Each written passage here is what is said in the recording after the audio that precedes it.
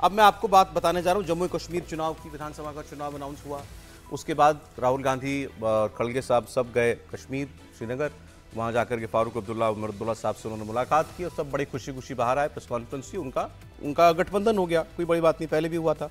लेकिन अब ये स्टेट का चुनाव है, स्टेट के चुनाव में उनके मुद्दे कुछ और हैं और नेशनल कॉन्फ्रेंस में से ने तो बहुत हार्ड स्टैंड लिया था जब 370 खत्म किया गया था वहाँ से 2019 में।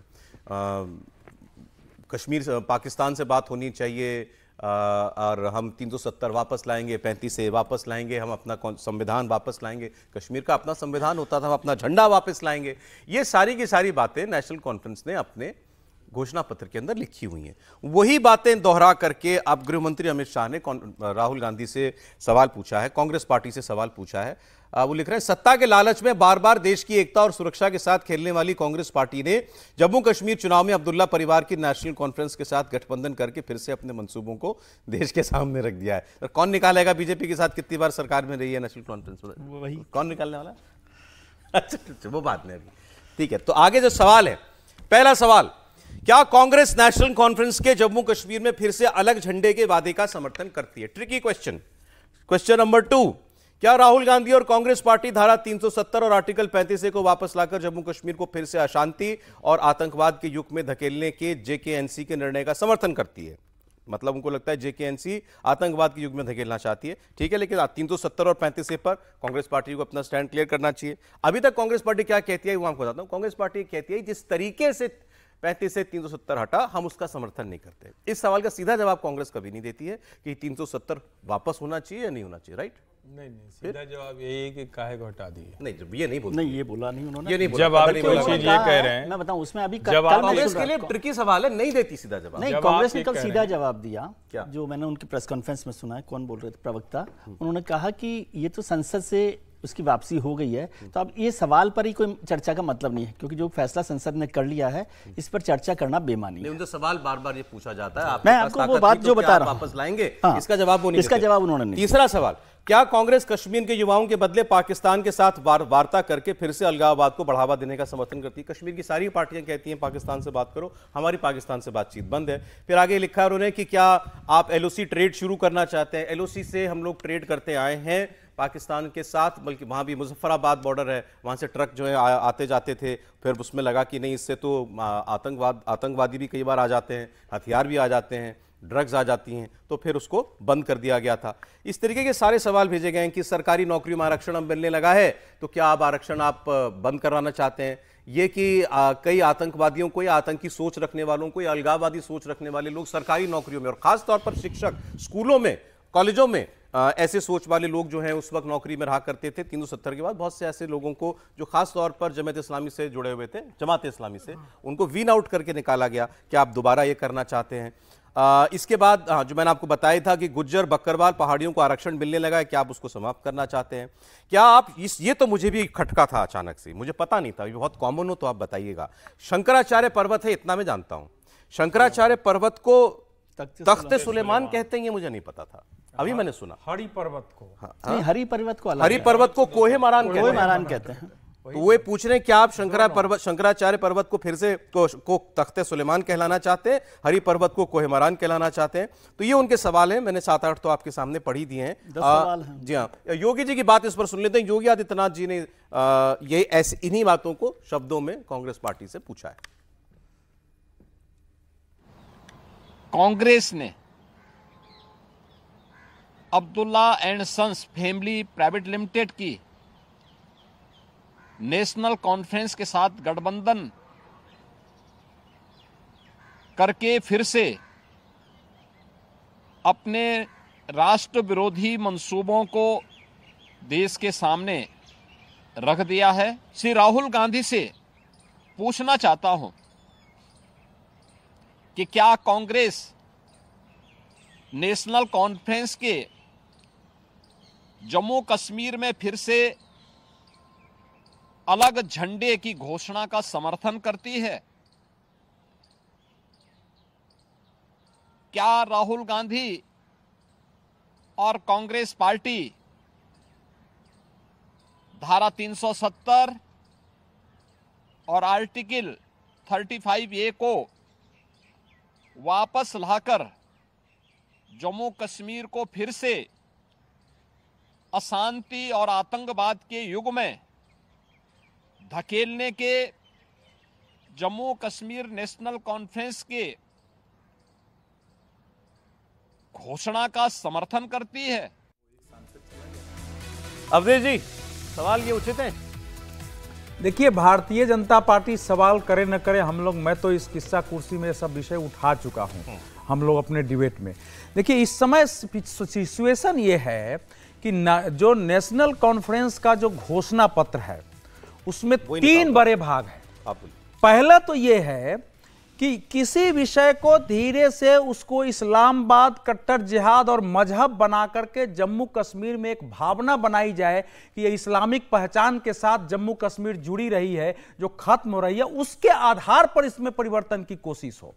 क्योंकि अगर आपको गैर इस्लामिक नाम स्वीकार नहीं है तो आज तक वो कैसे शासन चलता रहा, ये पहले से रहा है। दूसरा ये है कि पाकिस्तान का जब नाम लेते हैं तो एनसीपी को, पीडीपी को, फिर भारत को ब्लैकमेल करने का कि मेरे को नहीं रखिएगा तो पाकिस्तान आ जाएगा। अनंतनाग को भी वो अभी आ रहा हूं पूरा। देखिए, ये जो एनसी का घोषणा पत्र है, उसके बाद वो अपनी पार्टी या क्या है, दोनों का जो घोषणा पत्र है ये भारत की एकता अखंडता के विरुद्ध है, ये जम्मू कश्मीर के संपूर्ण विलय को नकारना है, ये वहां जो कानून और न्याय के समक्ष और संविधान की समानता है उसको नकारना है, देश के सेकुलर कैरेक्टर को खत्म करने का ये है। तो सर, इसमें ऐसा कुछ भी नहीं है जो कश्मीर 2019 से पहले हुआ करता था। नहीं, बता रहा हूं, सुनिए ना, 2019 से क्या, ये 2019 तो 370-35 से तो 56 के बाद आया है।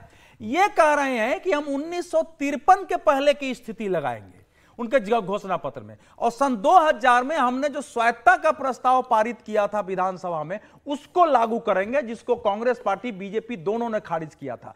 तो 1953 के पीछे जाने का अर्थ यह है कि आपको उस तो थोड़ा थोड़ा बदल, उस समय तो सुप्रीम कोर्ट भी वहां लागू नहीं था सर, चुनाव आयोग वहां लागू नहीं था, उस समय तो राष्ट्रपति और वहां का वजीरे आजम होते थे।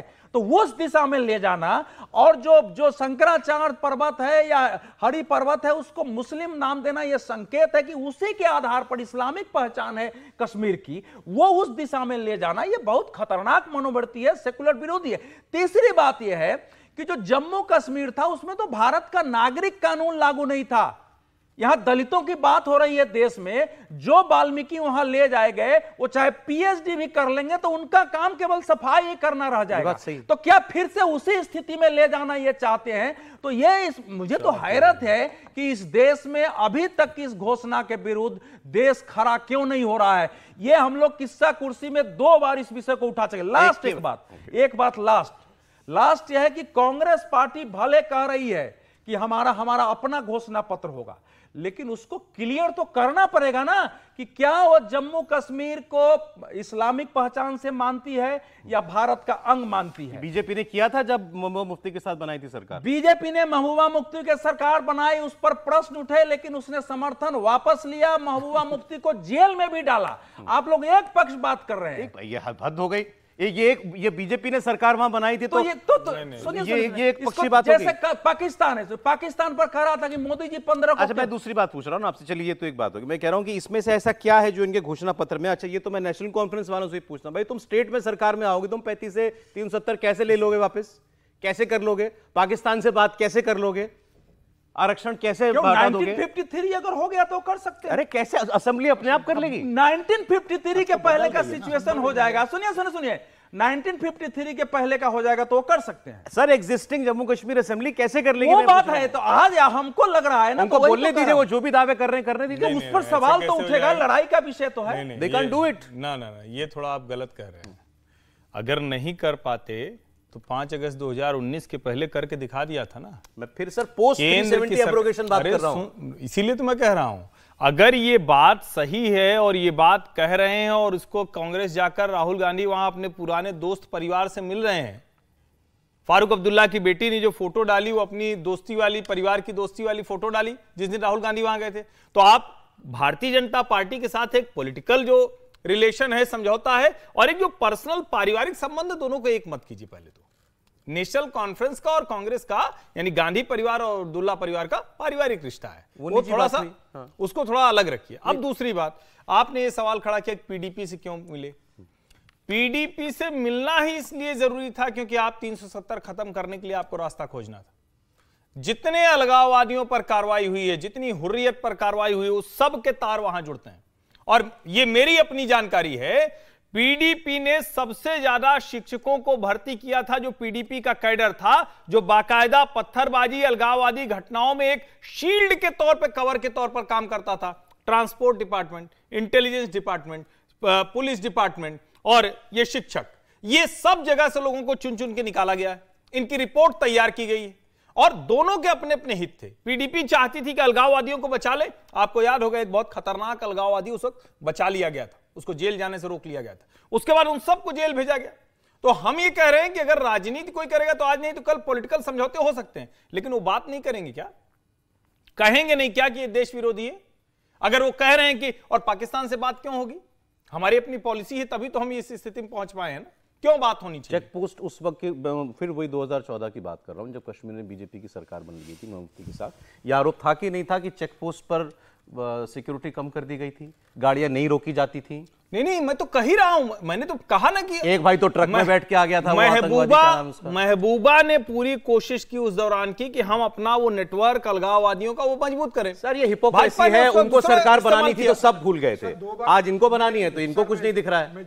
देखिए मैं तो कह रहा हूं कि अभी इसके लिए फिर तैयार होइए, कहानी कुर्सी बड़ा लंबा बात करना पड़ेगा, क्योंकि अभी तो मुझे नहीं दिख रहा है कि वो 4147 का जो है, जब बीजेपी जब आएगा बनाने की कोशिश करे तो उसके आर्गुमेंट फिर देखने पड़ेंगे क्या होते हैं। मैं तो कह रहा हूं कि आगे स्थिति क्या बनने वाली हो। सोचिए जो राज्य ही एकदम जिसको कहते हैं वर्टिकल स्प्लिट जहां है, जम्मू और कश्मीर, दोनों के सोचने का तरीका अलग है, दोनों के बात करने का तरीका अलग है। इतना कुछ करने के बाद भी कश्मीर घाटी में अगर उनके सोचने का तरीका, जो कहते थे कि अब्दुल्ला मुफ्ती को फांसी पर लटका दो, हमारा राज्य हमें चाहिए, अब वो फिर से उन्हीं को वोट करेंगे। समीर जी देखिए, जम्मू कश्मीर भारतीय जनता पार्टी ने 2 बार पीडीपी के साथ सरकार बनाई है सर, एक बार नहीं बनाई है। मुफ्ती मोहम्मद सईद के साथ पहली बार बनाई, जब उनकी डेथ हो गई तो 6 महीने बाद फिर उनकी बेटी के साथ महबूबा का सरकार बनाई है। और देखिए वो चुनाव के बाद गठबंधन हुआ था क्योंकि इसी सरकार को बहुमत नहीं मिला था। इस बार जम्मू कश्मीर में जो गठबंधन हो रहा है वो चुनाव के पहले गठबंधन हो रहा है। अमित शाह जो प्रश्न पूछ रहे हैं वो अमित शाह इस बात को जानते हैं कि नेशनल कांग्रेस और पीडीपी का तो पूरा इंटरेस्ट जम्मू कश्मीर के अंदर रहेगा, क्योंकि वो लोकल की पार्टी है, उन्हें दूसरे हिंदुस्तान के हिस्से से कोई कंसर्न नहीं है। कांग्रेस चूंकि देश की राष्ट्रीय पार्टी है, उसे दूसरे राज्यों में चुनाव लड़ना है, तो इस माध्यम से कांग्रेस को जितना एक्सपोज किया जाएगा, कांग्रेस से प्रश्न पूछेंगे तो कांग्रेस को जवाब देने में मुश्किल होगी। यह कांग्रेस को तय करना पड़ेगा कि अमित शाह जी ने जो प्रश्न पूछे हैं या जो भारतीय जनता पार्टी प्रश्न बार बार पूछ रही है, क्या वह वापिस जो उमर अब्दुल्ला बोल रहा है या नेशनल कॉन्फ्रेंस कह रही है उसके समर्थन में है कि हम पाकिस्तान से बातचीत करेंगे, हम आर्टिकल 370 वापस लाने में समर्थन देंगे। कांग्रेस को अपना पक्ष क्लियर करना पड़ेगा। कोई एतराज नहीं है, पूछें, जरूर पूछें। एक सेकंड आ रहा हूं सर। और पर्सनली मैं इसमें जितनी नेशनल कॉन्फ्रेंस की मैनिफेस्टो में बात है, मैं ज्यादातर से मैं सहमत नहीं हूं। मैं नहीं चाहता कि 370 वहां पे दोबारा लगे, लेकिन अगर आप ये कहते हैं कि ये देश विरोधी है तो वो चुनाव क्यों लड़ रहा है? कोई देश विरोधी पार्टी चुनाव कैसे लड़ सकती है? तो आप आप कीजिए फिर कुछ उसका। नहीं, आप ये बताइए, क्या कोई दूसरी पार्टी की हैसियत है देश में कि शंकराचार्य के नाम के मंदिर को कहे कि इसका मुस्लिम नाम रखेंगे और चुनाव में रहे? उसका तो खत्म होना चाहिए, उसकी मान्यता देश आप बोले ना, उसकी मान्यता खत्म करें, उसकी मान्यता खत्म होनी चाहिए। पहला देश के सेकुलरिज्म की। दूसरा, ये तो जब सुप्रीम कोर्ट का निर्णय आ गया है 370 पर, फिर भी उसको लागू करने की बात करने की कोई पार्टी कर रही है चुनाव में, तो उस पर संविधान कानून के तहत कार्रवाई हो सकती है। देखिए, जितने सवाल अमित शाह जी ने किए उन सवालों में कोई गलत बात नहीं है, बिल्कुल सवाल कर भी सकते हैं अमित शाह साहब। और जैसे समीर जी ने कहा, उनके सवाल एक्चुअली नेशनल कॉन्फ्रेंस से है ही नहीं, कांग्रेस से उनके सवाल कांग्रेस से और कांग्रेस से उन्होंने पूछे हैं। लेकिन ये सारे सवाल अमित शाह जी से भी पूछे जा सकते हैं। जितने सवाल उन्होंने कांग्रेस से पूछे वो सभी सवाल कांग्रेस अमित शाह जी से भी पूछे जा सकते हैं। यानी भारतीय जनता पार्टी, अमित शाह जी को नहीं लेना चाहिए, पर्सनल बात नहीं है, भारतीय जनता पार्टी से भी पूछे जा सकते हैं। वही भारतीय जनता पार्टी है जिसने पीडीपी के साथ 2 बार सरकार बनाई, उनके एजेंडा भी ये का यही है। अभी उनका मैनिफेस्टो आएगा तो ये का यही है, और पहले भी यही था। इससे ज्यादा ही होगा, इससे ज्यादा ही होगा, वो उससे ज्यादा वैसी पार्टी हार्डकोर। और फारूक अब्दुल्ला साहब को मुख्यमंत्री बनवाने में बीजेपी की क्या भूमिका रही है, यदि आपको हिस्ट्री पता हो तो मैं बता दूंगा। उमर अब्दुल्ला साहब वाजपेयी सरकार में मंत्री रहे हैं, और ये सब कुछ आज हुआ हो, उनके बदलाव आया हो मैनिफेस्टो में, ऐसा तो है नहीं। फारूक साहब को बीजेपी ने सीएम बनाया था। सीएम बनाया मतलब हमेशा वाजपेयी जी और फारूक अब्दुल्ला साहब की जितनी दोस्ती रही है उतनी तो शायद किसी की नहीं रही होगी।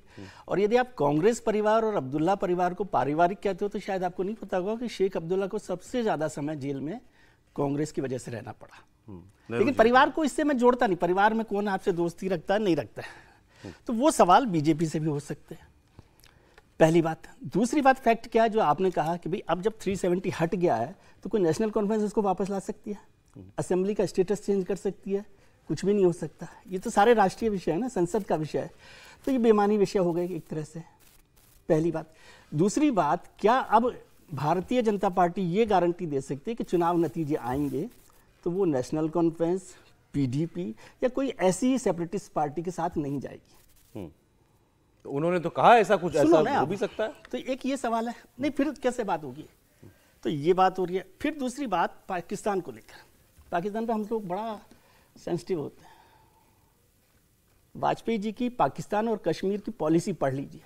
अब या तो अमित शाह जी या भारतीय जनता पार्टी कहे कि हम वाजपेयी जी की कश्मीर पॉलिसी के साथ नहीं हैं। क्या थी वो पॉलिसी? पाकिस्तान से बात करने की बात। वो तो 3 शब्द छोड़ दीजिए, इंसानियत, कश्मीर हो गए इंसानियत। सुन लीजिए, तो पहले है ना बीजेपी क्लियर करे कि भाई वो वाजपेयी जी की जो पॉलिसी है, फॉरेन पॉलिसी है कश्मीर और पाकिस्तान को लेकर, क्या उसके साथ है या नहीं है? एकदम क्लियर नहीं है। ये बीजेपी आप क्यों कर रहे हैं क्लियर? बीजेपी क्लियर कर रही है। जब आप ही ने तो यहाँ कहा ना, मैं तो यहाँ वाजपेयी जी तो कहने आए नहीं, वाजपेयी जी तो ना मोदी जी आएंगे ना वाजपेयी जी आएंगे, हम ही आप बात करेंगे। तो मैं आपको बता रहा हूँ, नहीं मैं सरकार की जो स्टेटेड पॉलिसी, सरकार की जो स्टेटेड पॉलिसी मैं बता रहा हूँ, नहीं मैं बता रहा हूँ, अटल जी की सरकार के 2 सबसे बड़े चेहरे, एक आज अरुण जेटली जी को याद करने का भी दिन है, विनम्र श्रद्धांजलि उनको। दूसरा चेहरा सुषमा स्वराज जी, जिनका निधन हुआ था 6 अगस्त को, 5 अगस्त 2019 को 370 हटा था। सुषमा जी क्या कहती थी? सुषमा जी कहती थी गोली और बोली दोनों एक साथ नहीं चलेगी। ये अटल जी की पॉलिसी नहीं थी, ये अटल जी की स्टेटेड पॉलिसी नहीं थी। नरेंद्र मोदी की पॉलिसी इस मामले में अटल जी की स्टेटेड पॉलिसी से अलग है, और यह सरकार बार बार कहती रही है आतंकवादी आएगा, और चिनार कोर के जो अधिकारी हैं वो कहते हैं कि 1 साल से ज्यादा कश्मीर की धरती पर कोई आतंकवादी जिंदा नहीं रहेगा, वो मार दिया जाएगा। बताइए अटल जी के समय में कभी कोई ऐसा इस तरह की पॉलिसी थी क्या? हमारी टेररिज्म पर 0 टॉलरेंस की पॉलिसी है, और ये पहले की पॉलिसी से अलग है, इसमें कोई भ्रम नहीं। एक लाइन और जोड़ दूं मैं, केवल 370 का जिक्र हुआ क्योंकि मैं 370 जब हटा उस दिन कश्मीर में था, उसके अगले दिन से 10 दिन वहां में रहा कश्मीर, उसको छोड़ दीजिए। अब 5 साल हो गए उस कश्मीर का, 2019 से अब 2024 आ गया। जैसे कहा गया कि टेररिज्म पर 0 टॉलरेंस पॉलिसी है, क्या कश्मीर में टेररिज्म खत्म हो गया? टेररिज्म को अगर मैं कश्मीर में देखूं तो बिल्कुल चेहरा ही बदल गया है। पहले कश्मीर में टारगेटेड किलिंग नहीं होती थी, पिछले 5 साल में सिर्फ वहां पर टारगेटेड किलिंग हो रही है। उसमें भी एक बड़ा बदलाव आया, पहले वैली में टारगेटेड किलिंग होती थी, अब जम्मू में भी टारगेटेड किलिंग हो रही है। पहली बात, क्या ये सरकार को नहीं चाहिए कि इस 5 साल में जो बहुत काम हुआ है, ऐसा नहीं है कि काम नहीं हुआ, जम्मू कश्मीर में बहुत सारे काम हुए, लेकिन वो काम वहां पर नहीं चाहिए थे लोगों को, उसके लिए वो लड़ाई नहीं लड़ रहे। सिनेमा हॉल खोलने के लिए नहीं लड़ रहे जम्मू कश्मीर के लोग, फिर ठीक है वो दूसरी चीजों पर, लेकिन क्या भारत सरकार वो जिसके लिए लड़ रहे हैं क्या वो दिया जा सकता है? वो जिसके लिए लड़ रहे हैं तब तो फिर भारत सरकार को छोड़ देना पड़ेगा। मैं ये कह रहा हूं कि बीजेपी को काम नहीं करना चाहिए कि वो 5 साल का एक व्हाइट पेपर दे कि भाई हमने ये काम किया और इससे बदल गया कश्मीर, ठीक है? होना चाहिए कि नहीं होना चाहिए 5 साल का? बीजेपी का जो सबसे बड़ा वादा है, सबसे बड़ा वादा कश्मीर को लेकर क्या है? कश्मीरी पंडितों की वापसी। बिल्कुल। क्या बीजेपी ने कश्मीरी पंडितों की वापसी पर कुछ कहा है, कुछ किया है?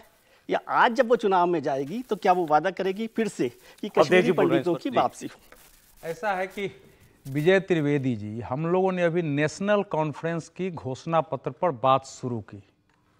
अब देखिए ये जो है ना, यही इकोसिस्टम है जो बार बार कहता हूं, जिसपे आदमी प्रभावित होकर पूरा मतलब डिबेट को एक टर्न कर दो। भाई बीजेपी आज है सिस्टम में है नहीं, प्रभावित है। नहीं नैरेटिव, मैं जरा मैं पर्सनल बात ही नहीं सुनिए मैं भी पर्सनल नहीं हूं, लेकिन ये चूंकि विषय आ गया है इसलिए इसका सिलसिलेवार उत्तर देना पड़ेगा, ऐसे नहीं होगा। इस समय बीजेपी आज है सत्ता में, कल नहीं रहेगी। हम जब यहां डिबेट कर रहे हैं तो केवल बीजेपी, कांग्रेस और नेशनल कॉन्फ्रेंस को सामने रख के नहीं कर रहे हैं। हमारे लिए हमारे देश की एकता, अखंडता, जम्मू कश्मीर का संपूर्ण विलय, सामान्य राज्य के रूप में उसकी स्वीकृति भारत में, यह सबसे बड़ा महत्व है। उसकी कसौटी पर हम बात कर रहे हैं, पहली बात। सेकंड बात, हम आते हैं कि 370 हट गया, नहीं आएगा, लेकिन घाटी में वहां के लोगों को भड़काकर इसको आग लगाना, वहां के वातावरण को बदला चुनाव के माध्यम से सबसे आसान है, क्योंकि यह नहीं है कि 370 हटने से वहां का माहौल पूरी तरह बदल गया है। तो ये जो कोशिश है, सब जानते हुए नेशनल कॉन्फ्रेंस के, कि फिर से इसको जो कश्मीरियत हम कहते हैं, मतलब इस्लामी पहचान और कुछ नहीं है कश्मीरियत। सूफी बात, सूफी में क्या हुआ, उसी में तो पंडित लोग आ गए इसी फारूक अब्दुल्ला के समय।